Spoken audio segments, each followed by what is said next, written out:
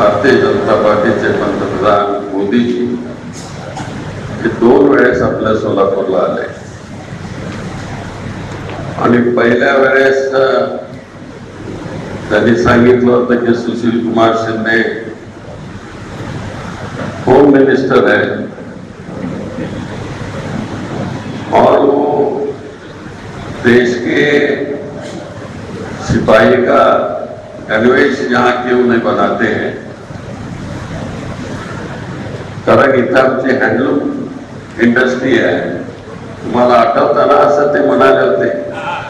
किती लोकांना आठवतं? हात वर करा. जवळजवळ 50%च्या वर लोकांना आठवतं. असं जरा आठवलं की मग पुढचा कार्यक्रम व्यवस्थित होतो. अटल बिहारी वाजपेयी सारखा जो प्रधानमंत्री होता, जो सज्जन अशा प्रकारचा प्रधानमंत्री होता, तरी पक्षाच्या चौकटीत राहून ते विरोध करायचे, पण त्याला देखील बाजूला सांगण्याचं काम. आज सुद्धा तुम्हाला किती सांगायचं, राम मंदिर बांधण्याच्या कामामध्ये लालकृष्ण अडवाणी आणि मुरली मनोहर जोशीजी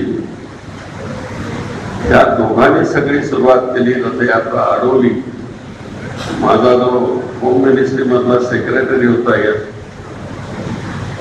सिंग, तो आता वीज मंत्री आहे. त्यांनी पटण्यामध्ये ती मिरवणूक अडवली होती आणि तिथं त्यांना थोपवलं. तर अशा प्रकारे तो त्या निवडणुकीचा एक इतिहास आहे.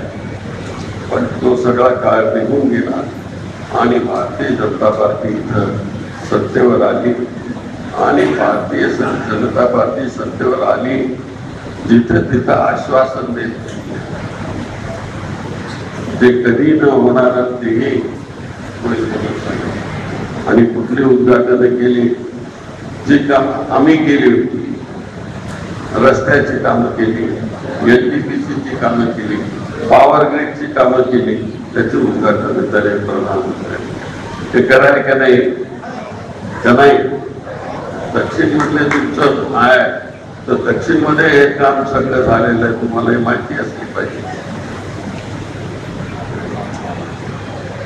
दक्षिण मध्ये सीआरपीएफचं एक मोठं 1200 पोलीसचं एक ट्रेनिंग सेंटर, त्याचं बांधकाम झालं.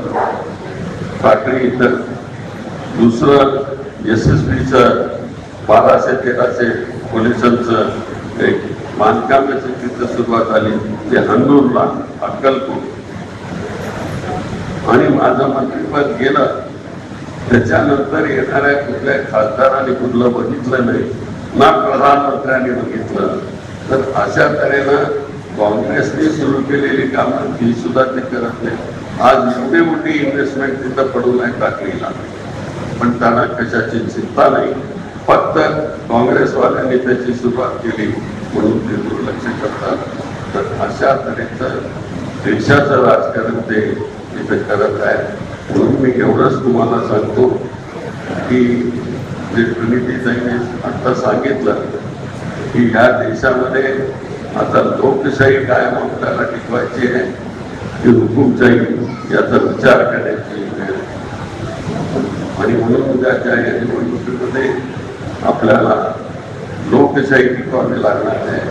आणि प्रणितीताईच्या नावाने तिथं बटन दाबून त्यांना पार्लमेंटमध्ये पाठवायचं आहे आणि तुम्ही सगळे पाठवा. सुशील कुमार शिंदे कुठल्या जातीचे हे पाहिलं नाही तुम्ही. ही जागा सर्वसाधारण असताना देखील तुम्ही भरपूर मताने सुशील कुमार शिंदेला निवडून दिलं आणि देशाच्या पार्लमेंटमध्ये सांगितलं यही हमारी साक्षरता है, यही हमारी मानवता है, यही हमारी लोकशाही है. आणि हा लोकशाहीचा जो खंबा आहे तो ना जातीचा धर्माचा अशा प्रकारचा आहे. सुशील कुमार शिंदे शेड्यूल कास्टचा आहे, पण सर्वसाधारण सीटवर निवडून दिलं आणि पार्लमेंटमध्ये पाठवलं. पण दुर्दैवाने काय झालं माहिती नाही, ती सीट रिझर्व झाली आणि त्या रिझर्व्ह सीटमध्ये पाडलं आणि नंतर आंदोलन करायला लागले.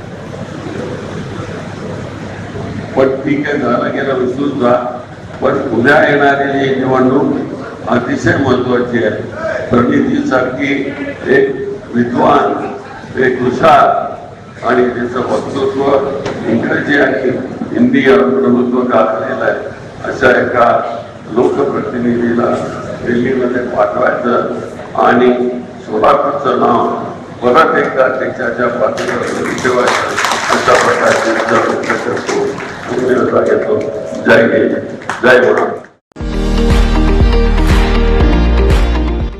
विविध कार्यक्रमांसाठी 2000 चौरस फुटाचा AC बँकवेट हॉल, हॉटेल चित्रा एक्झिक्युटिव्ह, लग्न समारंभ, रिसेप्शन, वाढदिवस, सेमिनार तसेच विविध बैठकींसाठी उपयुक्त असा सोलापूर शहराच्या मध्यवर्ती अशा सम्राट चौकातील हॉटेल चित्रा एक्झिक्युटिव्ह मध्ये.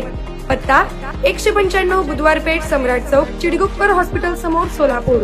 संपर्क 8956 03 31 00 आणि 8956 03 31 01.